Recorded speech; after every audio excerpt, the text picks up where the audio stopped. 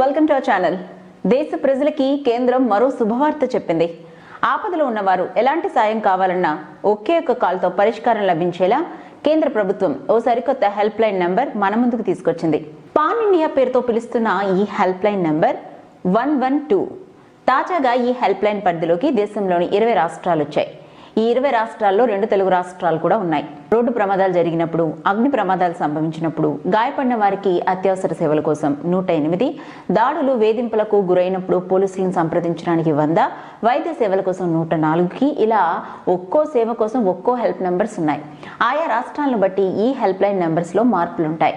ఇక ఈ విధానానికి స్వస్తి పలుకుతూ కేంద్రం సంచలనమైన నిర్ణయం తీసుకుంది. విడివిడిగా ఉన్న హెల్ప్ లైన్ నంబర్స్ ని కలిపి ఒకే నంబర్ పరిధిలోకి తీసుకొచ్చారు. ప్రపంచంలోనే అగ్రదేశంగా ఉన్న అమెరికాలో కూడా ప్రస్తుతం ఇలాంటి సర్వీస్ ని అమలు చేస్తున్నారు. దేశవ్యాప్తంగా ఎలాంటి అత్యవసర సహాయం కావాలన్నా అక్కడ 911కు ఫోన్ చేసి సహాయం అడగవచ్చు. ఆ తర్వాత వెంటనే సంబంధిత అధికారులు స్పందించి సమస్యను పరిష్కరించే ప్రయత్నం చేస్తారు. ఈ విధంగానే మన దేశంలో కూడా 112 హెల్ప్ లైన్ నెంబర్ను తీసుకొచ్చారు.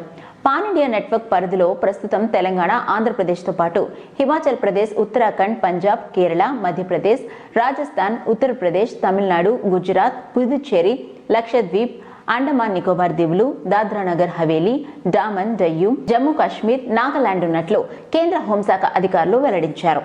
అన్ని రకాల అత్యవసర సేవలను అందుబాటులోకి తీసుకొచ్చేందుకు the emergency response support system ERSS ను అభివృద్ధి చేశారు.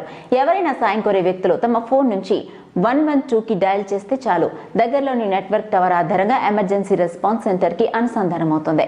ఒకవేళ స్మార్ట్ ఫోన్ అయితే GPS తో మనం ఇచ్చే సమాచారం మరింత ఖచ్చితంగా ఉండటం వల్ల సంబంధిత అధికారులు వేగంగా స్పందించే అవకాశం ఎక్కువగా ఉంటుంది.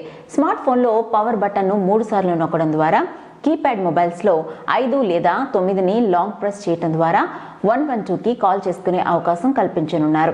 దీనితో సహాయం కోసం ఎవరైనా 112కి కాల్ చేసిన వెంటనే సంబంధిత అధికారులు స్పందించడానికి మరింత సులభం అవుతుంది. ఏదేమైనప్పటికీ కేంద్రం తీసుకున్న ఈ నిర్ణయం సహాయక చర్యలు అమలు చేయడంలో సఫలమవుతుందో లేదా విఫలమవుతుందో వేచి చూడాలి. మరిన్ని ఇంట్రెస్టింగ్ అప్డేట్స్ కోసం చూస్తూనే ఉండండి అవర్ ఛానల్.